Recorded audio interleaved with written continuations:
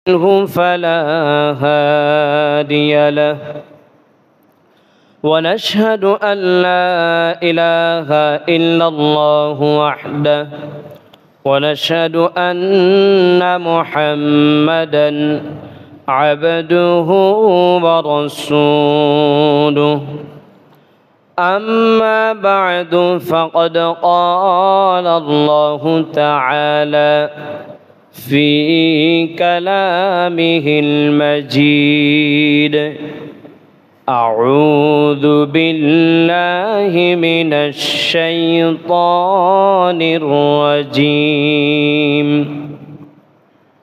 بسم الله الرحمن الرحيم ما عندكم ينفد وما عند الله باق وقال النبي صلى الله تعالى عليه وسلم اتقوا النار ولو بشق تمرة رواه البخاري أو كما قال عليه الصلاة والسلام সকলে মুহাব্বতের সাথে দুরূদ ইব্রাহিম পড়ি اللهم صل على محمد وعلى آل محمد كما صليت على إبراهيم وعلى آل إبراهيم إنك حميد مجيد اللهم بارك على محمد وعلى آل محمد كما باركت على إبراهيم وعلى آل إبراهيم إنك حميد مجيد আলহামদুলিল্লাহ আল্লাহ পাকের দরবারে লাখো কোটি শুকরিয়া আল্লাহ রাব্বুল আলামিন আমাদেরকে দয়া করে মায়া করে এখনো পর্যন্ত হায়াতে রেখেছেন সেই সাথে সপ্তাহের এই শ্রেষ্ঠতম দিনে জুমার সালাত আদায়ের লক্ষ্যে আগেভাগে আসার বসার এবং কোরআন সুন্নাহ থেকে নিজেদের জীবন পরিচালনার জন্যে নিজেদের সুন্দর জীবন ইহকাল এবং পরকালে যাপনের জন্যে জীবন ঘনিষ্ঠ কিছু বিষয়ে আলোচনা শুনবার তৌফিক দান করেছেন। যে মহান রব্বুল আলামিন আমাদেরকে বাছাই করে হাজারো মাখলুকাত থেকে হাজারো মানুষ থেকে বাছাই করে এত এত নিয়ামত দ্বারা আমাদেরকে ধন্য করেছেন, সেই মহান রব্বুল ইজ্জতের দরবারে দিল থেকে কালিমাতুশ শুকর পাঠ করি। সবাই বলি আলহামদুলিল্লাহ। সম্মানিত মুসল্লিয়ানে কেরাম, আল্লাহ তাআলা আমাদেরকে দুনিয়ার ভিতরে প্রেরণ করেছেন, একটা মাকসাদ নিয়ে প্রেরণ করেছেন এবং সেই মাকসাদ আল্লাহ তাআলা আমাদের কাছ থেকে হাসিল করার জন্যে একই সাথে আমাদেরকে অসংখ্য সুবিধা দান করেছেন। আল্লাহ তাআলা আমাদের খেদমতে তার অসংখ্য সৃষ্টি আমাদের সেবায় বিনিয়োগ করেছেন। আমরা যেন যথাযথভাবে আল্লাহ তাআলার মাকসাদকে পুরা করি। হাজারো মাখলুকাতের মধ্যে আমাকে আপনাকে আশরাফুল মাখলুকাত বানিয়েছেন। অন্য সকল প্রাণী, অন্য সকল জীব, অন্য সকল বস্তু, সেই সব কিছুর মধ্যে আমাকে আপনাকে আলাদা বিশেষত্ব, আলাদা বৈশিষ্ট্য, আলাদা গুণ আমাদেরকে আল্লাহ তাআলা সৃষ্টিগতভাবেই দান করেছেন। এজন্যই দান করেছেন যে আল্লাহ রাব্বুল আলামিনের এই স্পেশাল সৃষ্টি মানুষ, তার কাছে আল্লাহ তাআলার কিছু পাওয়া আছে, কিছু চাওয়া আছে। আর সেই সাথে আল্লাহ তাআলা সেই চাওয়াগুলোর ভিত্তিতে মানুষ যদি আল্লাহ পাকের সেই চাওয়াগুলো পূরণ করে, এমনিতে আল্লাহ তাআলার কিছু দেওয়ার দরকার ছিল না, কারণ আল্লাহ সৃষ্টি করেছেন, আল্লাহ কাজ নেবেন। আপনি যা তৈরি করেন তার দ্বারা আপনি কাজ নেন, সেখানে তার বলার কিছু সুযোগ থাকে না। কিন্তু আল্লাহ তাআলা আমাদেরকে এত সব কিছু দিয়ে আমাদের কাছে কিছু চেয়েছেন, আল্লাহ তাআলা কিছু আশা করেছেন আমাদের কাছে, তিনি আবেদন রেখেছেন যে এই জিনিসগুলো আমার তোমার কাছে প্রত্যাশা, আর এই প্রত্যাশা পূরণ করলে আমার আলাদা কোনো লাভ নাই, তোমারই সব লাভ।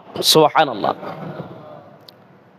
আল্লাহ তাআলার আমরা যদি তার ইবাদত নাও করি, আল্লাহ তাআলার কোনো যায় আসে না।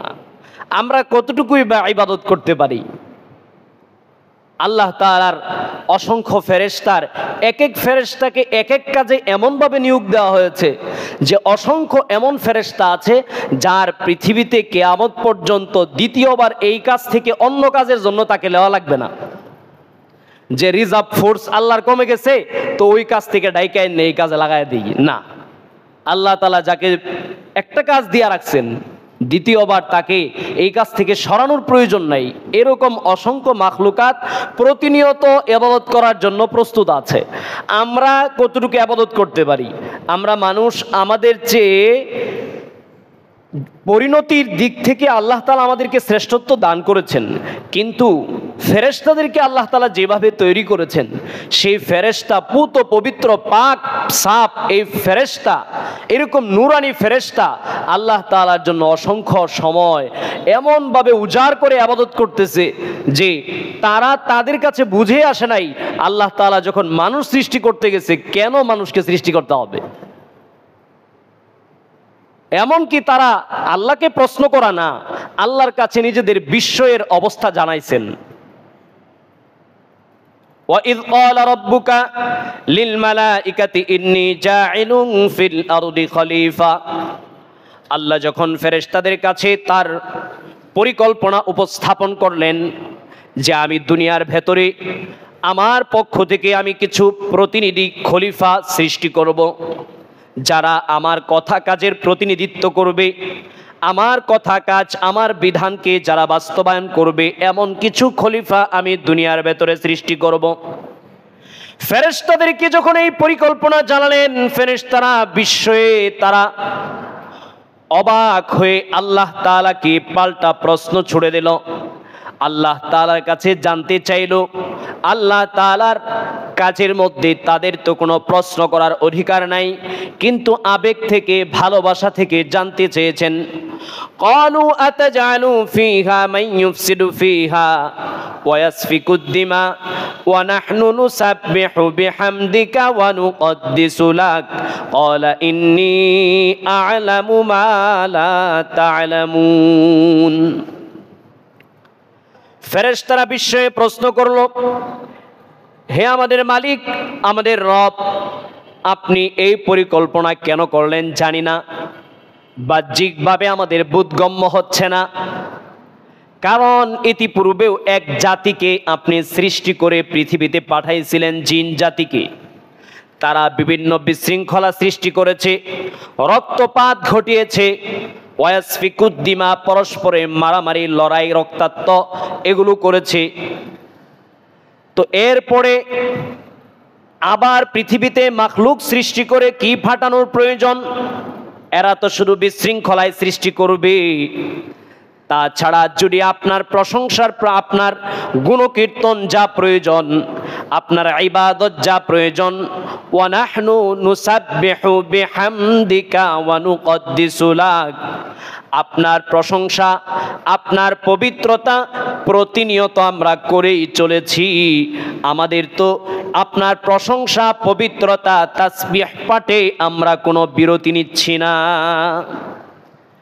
যদি ইবাদত প্রয়োজন পড়ে, যদি আপনি ইবাদত আপনার দরকার পড়ে, আপনার গুণ কীর্তন এই মাকসাদে যদি করে থাকেন, তাহলে আমরা তো প্রতিনিয়ত আপনার গুণ কীর্তনে, আপনার ইবাদতে নিজেদেরকে আপনার নিয়োগ দিয়ে রেখেছি, নিযুক্ত করে রেখেছি। আমরা তো বিরামহীনভাবে আপনার প্রশংসা এবং তাসবিতে রত আছি। এরপরে আপনার সৃষ্টি করার কি প্রয়োজন? আল্লাহ তাআলা এত কিছুর পরেও কেন সৃষ্টি করলেন? আল্লাহ বললেন, তোমরা তো বাহ্যিকভাবে বলতেছ ইন্নী আ'লামু মা লা তা'লামুন। ও ফেরেশতারা শোনো, আমি আল্লাহ এমন যা কিছু জানি অনেক কিছু তোমরা জানো না। অতএব তোমরা যেই স্বাভাবিক বুদ্ধির স্বাভাবিক অবস্থা বাহ্যিক দৃষ্টিতে তোমরা যেই প্রশ্ন করেছ সেটা তোমাদের জ্ঞানের দৈন্যদশার কারণে করেছ। কিন্তু এই মানুষ, তোমরা ইবাদত করার পরেও নতুন মাখলুক আমার কেন প্রয়োজন এইটা তোমরা বুঝবে না। এরপরে আল্লাহ তাআলা দীর্ঘ আলোচনার মাধ্যমে বুঝাইলেন, মানুষকে আমি যেই কাজের জন্য সৃষ্টি করতে চাই সেই কাজ তোমাদের দ্বারা হবে না। আল্লাহ তাআলা তাৎক্ষণিক আদমকে সৃষ্টি করার পরে সেই আদমকে সেজদা দেওয়ার মধ্য দিয়ে আদমের শ্রেষ্ঠত্ব তুলে ধরার জন্যে আল্লাহ তাআলা আদমের পরীক্ষা নিয়েছিলেন এবং তাদের কাছেও পরীক্ষা নিয়েছিলেন। ফেরেশতারা বলেছেন, আমরা জানি না, আর আপনি সব কিছু জানেন। কিন্তু আদমকে আল্লাহ তাআলা শিখায়া আদমের মাধ্যমে সবগুলো প্রশ্নের উত্তর নিয়ে নিয়েছেন। এভাবে পরীক্ষা দিয়ে সেই দিনই বুঝিয়ে দিয়েছেন, সেই ফেরেশতার মাহফিলে আদম আলাইহিস সালাতু ওয়াস সালামকে অতিথি করে দেখিয়ে দিয়েছেন, তোমাদের সেই যোগ্যতা তোমাদেরকে আমি দেই নাই, আমি আদমকে যে যোগ্যতা দিচ্ছি। সুতরাং আদমকে আমি বিশেষ মাকসাদে সৃষ্টি করেছি, যেটাকে আল্লাহ তাআলা আরো পরিষ্কার করে অন্য আয়াতে কারিমার মধ্যে তুলে ধরেছেন, ওয়ামা খলাকতুল জিন্না ওয়াল ইনসা ইল্লা লিয়াবুদুন। আমি তো মানব এবং জিন জাতিকে সৃষ্টি করেছি একমাত্র আমার উদ্দেশ্য হলো তারা সবাই মিলে আমার ইবাদত করবে। আর ওয়ালাকুম মা ফিল আরদি জামিআ, দুনিয়ার তাবৎ মাখলুকাত তাদের সেবায় লুটিয়ে পড়বে আর তারা আমার সেজদায় তারা লুটিয়ে পড়বে। এই উদ্দেশ্যে তাদেরকে আমি সৃষ্টি করেছি। আল্লাহ তাআলা মানুষকে ইবাদতের জন্য সৃষ্টি করেছেন। ইবাদত কি? ইবাদত হলো আল্লাহ তাআলা আপনাকে যত যোগ্যতা দান করেছেন, আপনাকে যত নিয়ামত দান করেছেন, সেই নিয়ামতের ব্যবহারিক এবং মৌখিক উভয় দিকের শুকরিয়া আদায় করা। এইটা হচ্ছে ইবাদতের মূল কথা। ইবাদতের মূল কথা হলো আল্লাহ আপনাকে যতগুলো নিয়ামত দান করেছেন সেই নিয়ামত এর বহির্প্রকাশ এইটার মাধ্যমে আল্লাহর আনুগত্যের পথে সেটাকে ব্যবহার করতে হবে এবং মুখেও স্বীকার করতে হবে। মুখে এবং দিল থেকে কৃতজ্ঞতায় শুকরিয়া জ্ঞাপনে নুয়ে পড়তে হবে। আবার অপর দিক থেকে ব্যবহারিকভাবে সেইটাকে আল্লাহর পথে আপনাকে ব্যবহার করতে হবে। যেমন উদাহরণস্বরূপ, আল্লাহ আপনাকে দুইটা চোখ দান করেছেন, তাহলে সেই সাথে যদি আপনাকে বাইতুল্লাহ জিয়ারতের সম্পদ দিয়ে থাকেন, তাহলে সেই সম্পদ নিয়ে এই চোখ দুটো দিয়ে বাইতুল্লাহ দেখে আপনার প্রাণ জুড়াইতে হবে। টাকা দিয়েছে, চোখ দিয়েছে, আপনি পৃথিবীর বিভিন্ন জায়গায় ভ্রমণ করেন, ইউরোপ, আমেরিকা, কক্সবাজার আপনি ভ্রমণ করেন, কিন্তু আপনার দুই চোখ দিয়ে আপনার সামর্থ্য থাকা সত্ত্বেও এই চোখের কে ব্যবহার করে আল্লাহর ঘর কাবাকে দেখার স্বপ্ন পূরণ হলো না।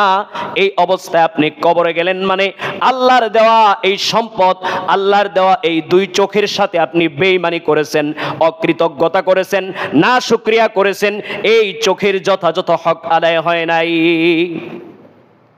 অনুরূপভাবে আল্লাহ রাব্বুল আলামিন আপনাকে সুস্থ শরীর দান করেছেন, যেই সুস্থ শরীরে প্রতিনিয়ত আল্লাহ রাব্বুল আলামিন অক্সিজেন সরবরাহ করছেন, আল্লাহ রাব্বুল আলামিন রক্তের প্রবাহকে ঠিক রেখেছেন, সেই খারাপ রক্তগুলোকে, দূষিত রক্তগুলোকে দূর করে প্রতিনিয়ত আপনাকে স্বাভাবিক ভালো রক্ত দিয়ে আপনার শরীরকে পরিচালিত রাখছেন। আপনার হার্টের মধ্যে যেন কোনো জ্যাম না হয়ে যায়, সেটার জন্য প্রতিনিয়ত আপনার শরীরকে আল্লাহ তাআলা বিভিন্নভাবে সেখানে কাজ করে চলছেন। আল্লাহ তাআলা আপনার শরীরে বিশাল এক মেকানিজম ফিট করে রেখেছেন যাতে আপনার শরীর সুস্থ থাকে। অতএব এই শরীর সুস্থ থাকার আপনার সবচেয়ে বড় শুকরিয়া হলো, শরীর যখন আপনার সুস্থ আছে, আপনি যখন সোজা হতে পারেন, আপনি যখন নিচু হতে পারেন, আপনি যখন বসতে পারেন, তখন আপনার জন্য দায়িত্ব হলো এই শরীরের অন্য সকল আপনার সুবিধা ব্যবহারের পাশাপাশি আল্লাহর সামনে 5 ওয়াক্ত সালাতের যখন আজান হয়ে যাবে, দৌড়ায় আইসা আল্লাহু আকবার বলে দাঁড়ায় যাওয়া এবং বলতে থাকা আলহামদুলিল্লাহি রাব্বিল আলামিন। ওগো মালিক, সব প্রশংসা আপনার, যিনি আপনি সব জগতের প্রতিপালক। এইভাবে তার সাথে কিছুক্ষণ কথাবার্তা বলা। হাদিসে পাকের মধ্যে আছে, যখন আপনি সূরা ফাতিহা পড়েন, আপনি যখন রবের প্রশংসা করেন, রবের পক্ষ থেকে আপনার সাথে কথা হয়, রব তখন বলেন আমার বান্দা আমার প্রশংসা করেছি। এইভাবে আপনার প্রত্যেকটা কথার ফাঁকে ফাঁকে তিনি জবাব দিয়ে যান। অর্থাৎ নামাজ মানে আল্লাহর সাথে কথোপকথন। এরপরে যখন আপনি রুকুতে গিয়ে আল্লাহর সামনে নিজেকে আপনি একেবারে সমর্পণ করে দেন আল্লাহর সামনে নিজেকে, এরপর যখন সেজদার মাধ্যমে বিলিয়ে দেন, এটার মাধ্যমেই মূলত আপনি আপনার শরীরের এই সুস্থ থাকার আল্লাহর দান, এই শরীর নামক সম্পদের হক এবং শুকরিয়া আদায় করছেন। কোন ব্যক্তিকে আল্লাহ তাআলা সামর্থ্য দান করেছেন, তার এমন এতটুকু সুস্থতা আছে যে সে আল্লাহ তাআলাকে সেজদা দিতে পারে, রুকু করতে পারে, আল্লাহকে স্মরণ করার মতো নামাজের যে সিস্টেম আছে সেটার সাথে তার সামর্থ্য আছে। আর ইতিমধ্যে আজান হয়ে গেল ফজরের। আল্লাহু আকবার, আল্লাহু আকবার। এক পর্যায়ে আজানে চিৎকার দিয়া মুয়াজ্জিন বলল, আসসালাতু খায়রুম মিনান নাওম। মুয়াজ্জিন শোনায়া দিল, ও দুনিয়ার মানুষেরা ঘুমায় আসো, তোমার ওই ঘুম থেকে তোমার আল্লাহর দান এই শরীরের বড় কাজ রয়ে গেছে, সময় হয়ে গেছে, ঘুম থেকে উঠে যাও, তোমার রবকে সেজদা করতে করতে গিয়া মসজিদে লুটায়া পড়ো। মুয়াজ্জিন 2 বার বলল, আপনি উঠলেন না, নামাজে আসলেন না, এই শরীর যেটা আল্লাহ আপনাকে দান করলেন এটার শুকরিয়া আদায় হয় নাই, এটার না শুকরিয়া আদায় হয়েছে। কারণ আল্লাহ তাআলার শরীর দিয়া, সুস্থ শরীরটা দিয়া আপনার কাছে চাইছি, আপনার কাছে ফজরের আজান হইয়া আপনাকে এলান দেওয়া হয়েছে, আল্লাহ তাআলার ঘরে আইসা আখিরাতের অফিসে আইসা হাজিরা দাও। কিন্তু আপনি দুনিয়ার বসদেরকে অফিস ফাঁকি দেওয়ার মতো সাহস করেন না। কিন্তু যেই মহান রব্বুল আলামিন চাইলে আপনাকে মুহূর্তের মধ্যে অচল করে দিতে পারেন, সেই মহান রব্বুল আলামিনের ডাকে এসে আপনি হাজিরা দিলেন না, তার মানে আপনি আল্লাহর সাথে না শুকরিয়া করলেন, আল্লাহর ইবাদত করলেন না। আল্লাহ যেই উদ্দেশ্যে সৃষ্টি করেছেন আপনাকে, সেই উদ্দেশ্যের ক্ষেত্রে আপনি যথাযথ আপনি পারফরমেন্স দেখাইতে পারেন নাই, পরিপূর্ণ সাড়া দিতে পারেন নাই। সেই হিসাবে আপনি হয়ে যাবেন তখন আল্লাহ তাআলার একজন অকৃতার্থ বান্দা, আল্লাহ তাআলার একজন ব্যর্থ ফালতু বান্দা বলে আপনি ফেরেশতাদের কাছে পরিগণিত হবেন। আপনার আমলনামা সেইভাবেই তৈরি হতে থাকবে। জোহরের আজান হলো, আপনি আসলেন না। আসরের আজান হলো, জামাতে আসলেন না।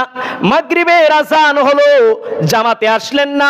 ইশার সালাত একটা দিন আপনার হায়াত থেকে ফুরিয়ে গেল, অথচ আপনি আল্লাহর দরবারে সামান্য সময়ের জন্য হাজির হলেন না। তো আপনার এই একদিন পুরো আসল মালিকের, আসল বসের অফিস কামাই দিয়েছেন, এই অফিস কামাইয়ের আপনাকে মাসুল পরিপূর্ণ করায় গন্ডায় আদায় করতে হবে। কারণ আপনি আপনার আল্লাহর দেওয়া সেই যে সুস্থ শরীর, তার হক আদায় আপনি করলেন না। আজকে সারা দিন অফিস ফাঁকি দিয়েছেন, একদিন অফিস ফাঁকি দিলে মাথার মধ্যে খারাপ লাগে, টেনশন লাগে, আগামীকাল না জানি বস কি বলে, বসের সাথে কোনোভাবে ফোনে কানেকশন করে কোনোভাবে অপরাধটা হালকা করা যায় কিনা বিভিন্ন উজর বলে। কিন্তু আল্লাহ তাআলার বান্দা হয়ে আমাদের মধ্যে হাজারো বনি আদম একদিন নয়, এক ওয়াক্ত নয়, 2 দিন নয়, 3 দিন নয়, 1 সপ্তাহ 2 সপ্তাহ এভাবে বছর বছর বছর পেরিয়ে শৈশব শেষ, কৈশোর শৈশব শেষ করে সেই জীবনের পরন্ত বিকেল বার্ধক্য অবস্থায় এসেও তার আল্লাহর অফিসে হাজিরা দেওয়ার সময় হয় না। এই অবস্থায় একদিন মালাকুল মউত যখন এসে যায়, তখন সে আল্লাহ তাআলার কাছে সামান্য সময় চায়। এই কথা কোরআনে কারীমের মধ্যে আছে। আমি কথা বলছিলাম আল্লাহর ইবাদত আল্লাহ আমাদের কাছ থেকে চান, আর ইবাদতের সারমর্ম হলো আল্লাহ তাআলা আমাদেরকে যাকে যে নিয়ামত দান করেছেন সেই নিয়ামতের যথাযথ শুকরিয়া আদায় করা। সেই হিসাবে আল্লাহ আমাকে চোখ দিয়েছেন, কিন্তু এই চোখ দিয়ে দুনিয়ার সব পড়তে পারি, কোরআন আমি পড়তে পারি না। তাহলে এই চোখ আমার ব্যর্থ চোখ। যিনি এই চোখ তৈরি করেছেন, যিনি এই চোখকে সচল রেখেছেন, যিনি এই চোখে এত এত পাওয়ার এবং জ্যোতি দিয়ে রেখেছেন, সেই মালিকের নাফরমানি, সেই মালিকের ব্যর্থ এবং ফালতু চোখ হিসাবে আমার চোখ প্রমাণিত হবে। আমি আল্লাহ তাআলার যথাযথ শুকরগুজার বান্দা হতে পারলাম না। এমনি ভাবে আল্লাহ তাআলা মানুষকে দুনিয়ার ভিতরে সম্পদ দান করেন, দুনিয়ার ভিতরে মানুষকে আল্লাহ সম্পদ দান করেন। যেভাবে বললাম, শুকরিয়া আদায় না করতে করতে সেই 14 বছর 15 বছরে যে বালেগ হয়, 10 বছরে নামাজের কথা একটু একটু শুনে, এই সময় থেকে নিয়ে শুকরিয়া আদায় করার আর তার সময় হয় না। তার এই কৈশোর যৌবন এক পর্যায়ে পড়ন্ত বিকেলেও তার 5 ওয়াক্ত নামাজে তাকে হাজির পাওয়া যায় না, মানে আল্লাহর আদালতে হাজির হয় না। ঠিক একইভাবে আল্লাহ তাআলা দুনিয়ার ভেতরে আরেকটা জিনিস মানুষকে দান করেছেন, সেই জিনিসের নাম হলো সম্পদ, মাল।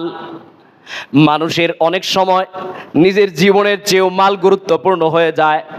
মালের নেশা, মালের লোভ এমন এক ভয়ঙ্কর লোভ, অনেক সময় নিজের জীবনের চেয়েও মালের লোভ বেশি হয়ে যায়। এই জন্য আল্লাহ তাআলা এই সম্পদ দিয়ে মূলত মানুষকে জটিল একটা পরীক্ষায় ফেলায়া দিয়েছেন। কারণ সম্পদ হাতে ওঠার পরে বের করতে মন চায় না। চায় মন? চায় না। সম্পদ হাতে ওঠার পরে এটা বের করতে মন চায়? কি বলেন, মন চায়? জুড়ে বলেন, মন চায়? আসলে তো চায় না। এটা আপনি কি আমি কি, আল্লাহ তাআলা আমাদের এই প্রকৃতি দিয়ে বানাইছেন, কিন্তু আমাদের মধ্যে যদি আল্লাহর মাকসাদ সামনে থাকে, তাহলে আমরা এই প্রকৃতির বিরুদ্ধে গিয়ে মনের চাহিদাকে নিষ্পেষিত করে নিজের সম্পদ আল্লাহ তাআলার শুকরিয়ায় যেভাবে ব্যয় করতে হয় সেভাবেই ব্যয় করতে পারবো। আল্লাহ তাআলার তামান্না আমাদের কাছে সবার আগে থাকতে হবে।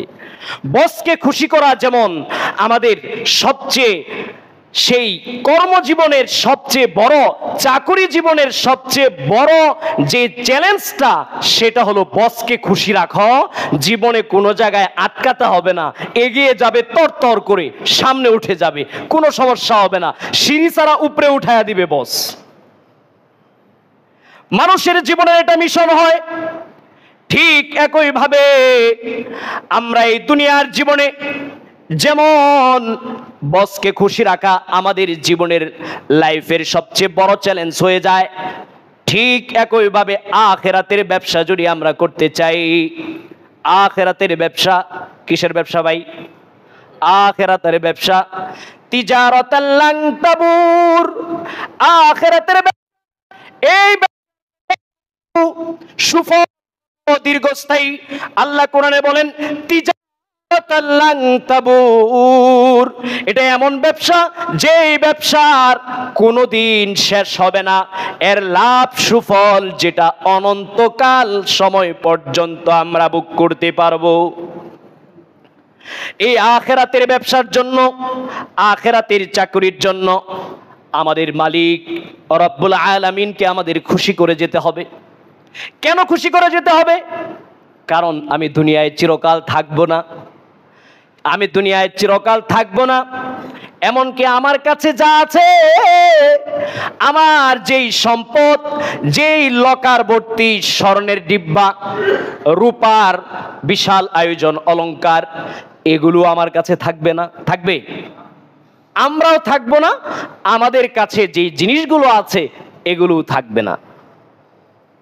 আল্লাহ তাআলা এই কথাই কোরআনে কারিমে উচ্চারণ করেছেন, মা ইনদা ইয়ানফাদু, মা ইনদাকুম ইয়ানফাদু। রবের এই কথা হৃদয় বোঝার চেষ্টা করো প্রিয় ভাইরা। মা ইনদাকুম ইয়ানফাদু, বারবার পড়ো আর বুঝো। মা ইনদাকুম ইয়ানফাদু, আল্লাহ বলেন তোমাদের কাছে যা যা যা আছে, সম্পদ ইত্যাদি যত কিছু তোমাদের আছে, ইয়ানফাদু, একদিন নিঃশেষ হয়ে যাবে, থাকবে না। তোমাদের কাছে যা আছে, তুমি হয়তো ভাবতেছ আমি যদি এইভাবে রাখি, ওইভাবে রাখি, ওইভাবে রাখি, তাহলে আমার এটা থাকবে। আল্লাহ বলেন মা ইনদাকুম ইয়ানফাদু, ভালো করে মনে রাখো তোমাদের কাছে যা আছে তা ফুরায়া যাবে, ফুরায়া যাবে, থাকবে না। তোমাদের হায়াত ফুরায়া যাবে, তোমাদের সম্পদ ফুরায়া যাবে, তোমাদের সুবিধা ফুরায়া যাবে, তোমাদের দুনিয়ার আয়ু ফুরায়া যাবে, সব নিয়ামত তোমাদের হাতছাড়া একদিন হয়ে যাবে। তবে যদি একজনকে খুশি করতে পারো, বসকে যদি খুশি করতে পারো, মালিককে যদি খুশি করতে পারো, আরহামুর রাহিমিনকে যদি খুশি করতে পারো, তোমার রব্বুল আলামিনকে যদি খুশি করতে পারো, তাহলে ভালো করে স্মরণ রেখো, ওয়া মা ইনদাল্লাহি বাক, আর তোমার আল্লাহর কাছে যত কিছুর ভান্ডার এবং খাজানা প্রয়োজন সবগুলো যেমন আছে এগুলি এমনই থাকবে, এগুলো কখনোই কমবে না। তোমার মালিকের কাছে যত সম্পদ, যত নিয়ামত প্রয়োজন, তুমি যত বুক করো, যত কিছু হোক, আল্লাহ তাআলার নিয়ামতের ভান্ডার থেকে সামান্য পরিমাণও ফুরাবে না। আমরা পৃথিবীতে সমুদ্র দেখি, সমুদ্রের মধ্যে বিশাল পানি, বিশাল পানি, আমরা বলি অথই সাগর, অথই সমুদ্রের এই বিশাল পানি, যেটাকে আমরা মনে করি সীমাহীন পানি সেখানে রাখা হয়েছে। সেই সীমাহীন পানি থেকে হঠাৎ করে ছোট্ট ঠোঁটের একটা পাখি এসে একটু ঠোঁট দিয়ে সামান্য পরিমাণ পানি নেয়। ওই পরিমাণ পানি ওই বিশাল সমুদ্রের মধ্যে কোনো প্রভাব ফেলে? যেরকম ছিল এরকমই মনে হয়, কিন্তু বাস্তবে যখন সামান্য পরিমাণ ফুটা পানি খেয়েছে, আসলে সমুদ্রে আগের পরিমাণ পানি নাই, এইটুক পানি শেষ হয়েছে, এইটুক পানি শেষ হয়েছে। সমুদ্রের বিশালতার কারণে সেটা টের পাওয়া যাচ্ছে না, কিন্তু আসলে সমুদ্রের এই বিশাল পানি থেকে পাখি ঠোঁট দিয়ে যে সামান্য পরিমাণ নিয়েছে সেটা কিন্তু অবশ্যই শেষ হয়েছে। কিন্তু আপনার রব্বুল আলামিনের যে খাজানা, ওয়ামা ইনদাল্লাহ বাক, রব্বুল আলামিনের যে খাজানা, সেই খাজানার অবস্থা হলো এমন, এখান থেকে এক ফোঁটা পাখি পানি খেলে তো কমে, আল্লাহ রব্বুল আলামিনের খাজানার মধ্যে থেকে সামান্য কে যত পৃথিবীর তামাম মাখলুকাত নিয়েও সামান্য পরিমাণ ওই পাখির ঠোঁটের পরিমাণও কমাইতে পারবে না। তাহলে কি বুঝলেন? এই আয়াতের মেসেজ মারাত্মক। আমাদের আকাবিরদের অভ্যাস ছিল, ইমামে আবু হানিফা, ইমামে শাফিঈ, অসংখ্য বুজুর্গানে দিনের অভ্যাস ছিল, তারা কোরআনের সাথে রাত যাপন করতেন। এটা আবার কেমন কথা? কোরআনের সাথে রাত যাপন করতেন। আল্লাহু আকবার। ইমামে আবু হানিফার ব্যাপারে তো অসংখ্য কথা আছে, সাহাবায়ে কেরামের ব্যাপারে তো আছেই, রাসূলের ব্যাপার তো বলাই লাগে না। আমরা জানি যে তারা কোরআনের সাথে রাত যাপন করতেন। জীবনের প্রতিটি রাত কোরআনের সাথে একাগ্র নিমগ্নতায় কাটিয়েছেন তারা। তাদের কবরে কোরআন আসবে না তো কি করবে? আর আমাদের জীবন এক ভয়ঙ্কর অভিশপ্ত জীবনের বাসিন্দা আমরা। আমাদের সমাজে তৈরি হচ্ছে নতুন রোগী, যাদের কাছে দিন হলো রাত, রাত হলো দিন। রাতকে রাত ধ্বংস করে দিচ্ছে, আর দিনের বেলায় 1টা 2টা পর্যন্ত ঘুমাইতেছে। ফজর আল্লাহর ওই রহমতের বিশেষ সময়, তার এই 64 বৎসরের জীবনে এই হাজার হাজার দিনগুলোতে কত ফজর উদিত হয়েছে। আল্লাহর রহমত কতবার ডেকে ডেকে তাকে আগায় আনতে চাইছে। সে ছিল ঘুমিয়ে, নাক ডেকে ঘুম শুরু হয় যখন ফজরের আজান শুরু হয়। এরকম সমাজ তৈরি হচ্ছে নাকি হয়ে গেছে অলরেডি? আহা প্রিয় ভাইরা, আমরাই হয়ে গেছি। একটা জিনিস বলতে ভাল লাগে, আরেকজনকে যখন বলি, আমিও যখন এখানে বসে বয়ান করি, আপনারে বললে আমার ভাল লাগে, কিন্তু আমি তো হয়ে গেছি, আমি হয়ে গেছি। এই হিসাবটাই আমাদের বুঝার বাকি। ভয়ঙ্করভাবে এই হিসাবকে আমরা এড়িয়ে যাচ্ছি যে আমি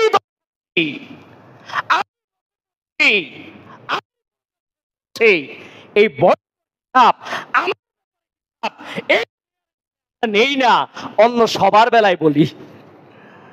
এই জন্য আসলে হয়ে গেছে না, আমরাই হয়ে গেছি, আমরাই হয়ে গেছি। আফসোস, আমাদের সেই সময় আসে না। আল্লাহ বলেন কোরআনে, আলাম ইয়ানি লিল্লাযীনা আমানু আন তাখশা কুলুবুহুম লিযিকরিল্লাহ। এই আয়াত পড়ে ইমাম আবু হানিফা নামাজের মধ্যে বারবার পড়তে পড়তে রাত ফুরায় ফেলছেন। আয়াতের অর্থ বড় কঠিন কথা। আলাম ইয়ানি লিল্লাযীনা আমানু, দুনিয়ার যারা বিশ্বাস করে তার মালিক হলো আল্লাহ, সেই বিশ্বাসীদের দিকে আলাম ইয়ানি, এখনো সময় আসেনি। আলাম ইয়ানি, এখনো সময় আসেনি। আন তাখশা কুলুবুহুম লিযিকরিল্লাহ, বিশ্বাসীদের ওই সময় কি এখনো এলো না? বয়স 60 হয়ে গেল, দাড়িগুলো কারো পাকা ধরলো, দাড়ি ফুল পেকে গেছে, সন্তানাদি বিয়ে শাদী দিয়ে ফেলছে, এখনো কি ইমানদারের সময় আসে নাই? আন তাখশা কুলুবুহুম লিযিকরিল্লাহ, তার দিলটা নড়ে যাবে, এই সময় কি এখনো আসলো না? এই আয়াত পড়েন আর ইমামে আজম কাঁদেন, আয়াত থেকে সরতে পারেন না। আয়াতের যে মেসেজ, যেই গভীরতা, যত বারবার পড়েন হৃদয় কেমন যেন এখানে আটকে থাকে। আল্লাহর এই কথার পরে কেমন যেন হ্যাং হয়ে গেছেন। আলাম ইয়ানি লিল্লাযীনা আমানু আন তাখশা কুলুবুহুম লিযিকরিল্লাহ, আসেনি কি এখনো সময়? কত সুন্দর হৃদয় বিদীর্ণকারী আল্লাহ পাকের কালামের আহ্বান। আলাম ইয়ানি, এখনো কি সময় আসে নাই? লিল্লাযীনা আমানু, যারা অন্তত বিশ্বাস করে আল্লাহ আছেন, আন তাখশা কুলুবুহুম, তাদের হৃদয়টা গলে যাওয়া, লিযিকরিল্লাহ, আল্লাহকে মনে করে হৃদয়টা বিগলিত হয়ে যাওয়ার এখনো কি সময় আসে নাই? এই আয়াত পড়েন আর বারবার ইমাম আবু হানিফা চোখের পানি ছাইড়া দিয়া বারবার একই আয়াত পড়েন। নফল নামাজে এক আয়াত বারবার পড়া যায়। আমাদের এক একটা আয়াতের গভীরতা আপনার জীবনের সাথে এতটা কানেক্টেড, আপনি তাকে ছাড়তে পারবেন না। আমাদের আসলেই দুর্ভাগ্য যে কোরআন আমাদেরকে জীবনের সব কিছুতে আমাদেরকে প্রশান্তি দিতে পারত। আজ শুধুমাত্র সেই কোরআনই আমাদের জীবন থেকে অনুপস্থিত, আর সব কিছু আছে। এই দুঃখের এবং এই দুর্ভাগ্যের মর্মান্তিক শিকার শুধু আমি না, প্রজন্মের পর প্রজন্ম বয়ে বেড়াচ্ছে, কোরআনের সাথে কানেক্টিভ হওয়ার সুযোগ পাচ্ছে না, এই আয়াতকে সে বোঝারই সুযোগ পাচ্ছে না। অথচ তার এক একটা আয়াত তার জীবনের মোড় ঘুরিয়ে দেওয়ার জন্য যথেষ্ট। জীবনকে ফেরেশতা তুল্য দবদবে সাদা কাফনের মতো সাদা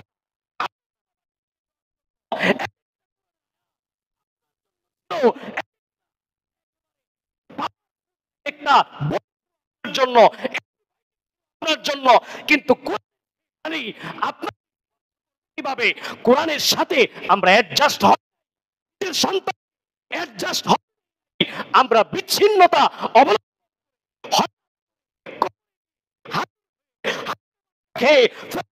সামনে শুধু চিৎকার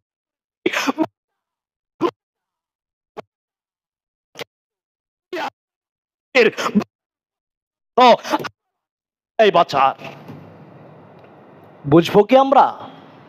আমাদেরকে একটু সুযোগ হবে কি বাঁচাও চিৎকার করার আগে এখান থেকে নিজেকে বাঁচিয়ে নেওয়ার, এখান থেকে নিজেকে সুরক্ষিত করার, এখান থেকে আমার ফেরেশতাগুলোকে ফেরেশতা বানাবার, এখান থেকে আমার যা কবজ করবে সেখানে ফেরেশতারা, সেই ইল্লিয়িন জান্নাতের ফেরেশতারা তারা এসে লাইন ধরবে। কারণ আমার রূহ নিয়ে প্রথম আসমানে যাবে, তো বলবে অমুক আসছে, বলবে খুলে দাও খুলে দাও, পবিত্র আত্মা আসছে তাকে উঠিয়ে দাও। এভাবে দ্বিতীয় আসমান, তৃতীয় আসমান, প্রত্যেকটা জায়গায় আমি যাব আর আমাকে আহলান সাহলান মারহাবা স্বাগতম, এইভাবে আমার আত্মাকে মুবারকবাদ জানানো হবে। এই রকম আত্মা নিয়ে যাওয়ার প্রস্তুতি আমাদেরকে নিতে হবে ভাই। আমরা বুঝি সব, আল্লাহ আমাদেরকে বোঝার জন্য জ্ঞান দিয়েছেন, আমরা বুঝি। আমাকে যদি আজকে এখানে যদি দাঁড় করায়া কয়েকজন মিলে একটা ফুলের তোড়া দেন, আজকে সারাদিন হৃদয় আমার এমন আন্দোলনদিত থাকবে যেটা বলার ভাষা রাখে না। আমি না, শুধু সবার মানুষের অবস্থা এটাই। সেই জায়গায় সামান্য দুনিয়ার স্টেজ না, 1 লাখ জনতার সামনে, তা না, হাজার জনতার সামনে, সেই যখন আমি হাসরের মাঠে উঠবো, হাজার কোটি জনতা, সেই আদম থেকে নিয়ে অসংখ্য নবীরা হাজির, সেই বিশাল ময়দানে আমাকে স্পেশাল ভাবে যদি আরশের নিচে ছায়া দিয়ে আমাকে যদি এইভাবে মূল্যায়িত করা হয়, এর চেয়ে আর সৌভাগ্য আমাদের কি প্রয়োজন ভাই? আল্লাহর রাস্তায় আসুন। আমি যেই কথাটা শেষ আয়াতে বললাম, মা ইনদাকুম ইয়ানফাদু ওয়া মা ইনদাল্লাহ বাক, তোমাদের কাছে যা আছে তোমাদের সম্পদ শেষ হয়ে যাবে, আল্লাহ আছে তা শেষ হবে না। এজন্য আল্লাহ যাদেরকে যা দিয়েছেন, আমাদেরকে আল্লাহ সুস্থ শরীর দিয়েছেন, নামাজ পড়তে পারি, আমরা 5 ওয়াক্ত সালাতের আজান শোনার পরে আল্লাহর অফিসে এসে, আমার মালিকের অফিসে এসে হাজির হব, এই পাক্কা নিয়ত কে করতে পারি ইনশাআল্লাহ? আল্লাহ তাআলা আমাদের এই সবগুলো হাতকে কবুল ফরমান। দ্বিতীয় হলো সম্পদ। শরীরের পরে গুরুত্বপূর্ণ হলো সম্পদ। হাদিসের মধ্যে আসছে সম্পদ দিয়ে আল্লাহ পরীক্ষা করেন, এবং 2 ধরনের মানুষ 2 ধরনের কাজ করে। আল্লাহ বলেছেন, রাসূল বলেছেন, রাজুলুন আল্লাহু মালান, একজন ব্যক্তিকে আল্লাহ তাআলা সম্পদ দান করেন, এরপরে এই ব্যক্তি দেখা যায় সে এই সম্পদকে আল্লাহর পথে পুরোপুরিভাবে আল্লাহর আনুগত্যের সাথে এটাকে ব্যবহার করেছে। এই ব্যক্তি পৃথিবীতে, আল্লাহ রাসূল বলেন যে সবচেয়ে ঈর্ষণীয় ব্যক্তিদের একজন, যারা সবচেয়ে সৌভাগ্যবান তাদের একজন, যাকে আল্লাহ সম্পদ দিয়েছেন যথাযথ জায়গায় ব্যয় করতে পেরেছেন। আর দুনিয়ার যে সম্পদ আমাদের হাতে আছে, সেটা আমি ব্যবহার করলে কমবে না, ব্যবহার করলে বাড়বে। দাও যেমন কাজে লাগাইতে থাকলে দাওয়ের দার বাড়ে। এই সম্পদ ব্যবহার করলে বাহ্যিক দেখতেছি নাই, কিন্তু আসলে বরকত বাড়ে। আমরা অনেক সময় শুধু কোয়ান্টিটি দেখি, আমার 50,000 টাকা এখন মাসিক ইনকাম হয়েছে এইটা দেখি, কিন্তু এখন যে আমার প্রতিদিনই হাসপাতালে থাকতে হয় এই কথা আমরা চিন্তা করি না। দেখা যায় এখনের 50,000 মাস শেষে 1 টাকাও নাই, এক সময় পাইতাম 30,000, 25,000ই থাকতো। তাহলে কোনটা বরকত হইল? বেতন 30,000 থাকতেছে 25,000, ওইটা বরকত? নাকি বেতন 50,000 সব ডাক্তারের কাছে দৌড়ায় নাই, পেরেশানি উঠে হাও গেল, কোনটা লাভ? কি বলেন? আমরা বরকত টের পাই না, আমরা খুঁজি যে না দেখলাম তো আসলে এতে টাকা ফালালে তো কমে গেছে। এই জন্য প্রিয় ভাইরা সবসময় আপনারা দান করেন। আমি মূলত আগের যে কথাটা ওই কথাটা জের ধরেই আরেকটা প্রসঙ্গ সামনে চলে আসছে, মনে হচ্ছে বলে দিই আপনাদেরকে, এবং আপনাদের কাছে একটা প্রস্তাব দিয়ে রাখি। আমি যেমন এইভাবে আপনাদের কাছে বললাম যে আল্লাহ আমাদেরকে যা দিছে এগুলো থাকবে না, তবে এগুলোকে কাজে লাগায়া আমি পরকালে আমার জন্য কিছু রাখতে পারবো, এই সুযোগ আছে। কিন্তু এগুলোকে সারা জীবন পকেটে নিয়া কব্বরে যাওয়ার মতো সুযোগ আমার নাই। তবে এটাকে আমি যদি ঠিকঠাক মতো আমার হাতে কাজে লাগাই, আমার ক্ষমতায় থাকতে কাজে লাগাই, তাহলে সেটা আমার জন্য স্পেশালি সেইখানে সঞ্চিত হয়ে যাবে। এবং হাদিসের মধ্যে আজীব শব্দ আসছে, বুখারীর হাদিস, রাসূলুল্লাহ সাল্লাল্লাহু আলাইহি ওয়াসাল্লাম বলেছেন যে কোনো ব্যক্তি যখন সামান্য একটা খেজুর দান করে, রাসূল বলেন তোমরা যেমন একটা ছোট্ট ঘোড়া উটের বাচ্চা লালন পালন করো, আল্লাহ তাআলা তার ওই সামান্য খেজুরকে লালন পালন করে, সেটা এমন লালন পালন হতে হতে এটা বিশাল আকারের সওয়াব হয় যে এটা পর্বত পাহাড়ের সমান সওয়াবে পরিণত হয়ে যায় সামান্য খেজুরের দানা। কন্যা সুবহানাল্লাহ। এজন্য প্রিয় ভাই, আমরা এই যে আলোচনা করি, আমাদের মাকসাদ মাদ্রাসা ইত্যাদি বিভিন্ন জায়গায় অনেক সময় আমরা দানের কথা বলি, কারণ আপনার শরীরের যেমন শুকরিয়া হলো নামাজ, আপনার সম্পদের শুকরিয়া দান। এটা না করলে আপনি কারুন, হয়তো কারণের যত আপনি এটার মধ্যে কৃপণতা করবেন, অব্যবহার করবেন, তত বেশি কারণের কাছাকাছি যাবেন।